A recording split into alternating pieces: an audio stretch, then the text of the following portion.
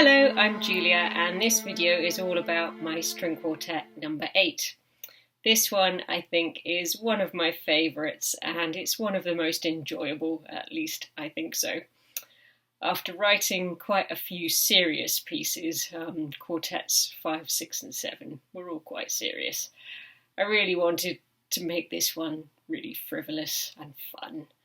And I have memories of this going around in my head while I was writing it, and there are certain bits that always make me smile. I'm not sure quite why, but there's something very joyful about it. So the inspiration behind this one really is that it's a dance. Think of ballets like Coppelia, Swan Lake. This is very much structured like a czardas. Starts with a big, slow, heavy introduction. Just like the opening of a czardas. Think of the czardas by Monty, or the dances in Coppelia by Delibes, or Swan Lake, Tchaikovsky. And I wonder if maybe there's a little bit of Bartók in there as well, with the big open string chords and offbeat accents. Maybe something of that in there. Anyway, this builds into this big, slow contrapuntal section.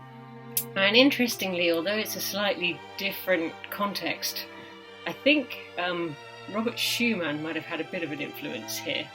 We were playing his symphony, his third symphony at the time, and in the fourth movement of that there's this gorgeous build-up of these slow overlapping parts with these beautiful suspensions.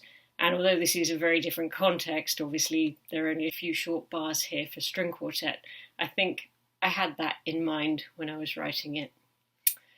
So all of this builds up and then eventually gives way into this very fast dance, very energetic, probably more of a mazurka than a czardas, but definitely a dance. And it has this refrain which keeps reappearing throughout the piece, so it's kind of a rondo. It changes a little bit each time, but it's always in the same key, D minor. There's no messing around with the harmonic pattern this time. I wanted it to be very clearly home each time. And I had great fun playing around with the texture every time it comes back. There's this kind of whirling in the background, giving it this momentum. But there's also some dotted rhythms, some offbeat pizzicato, the odd counter melody, and the main theme moves through the different parts. I wanted to make sure that this was really something that's fun for everyone to play, not just something that's, fun to listen to. I wrote these pieces to be played, so it's as much, if not more, about the joy of playing them as it is about the listening. So I wanted to make sure that every part was interesting.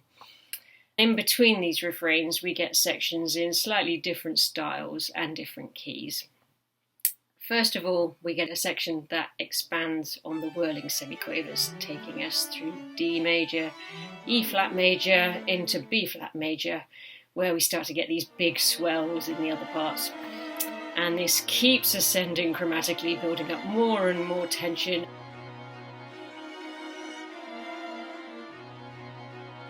And eventually it whirls its way back into the main theme.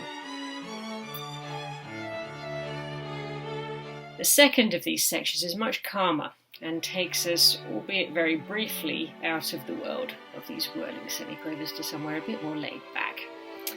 But it doesn't last very long. They reappear in disguise this time, in what I think of as quite a classical context, almost in the world of Mozart and Haydn here, maybe slightly tongue-in-cheek. But the whirling is definitely there. It's trying to be a bit more refined, but it's hidden there. And this time when it gets back to the theme, it's fortissimo with lots and lots of big chords in the accompaniment.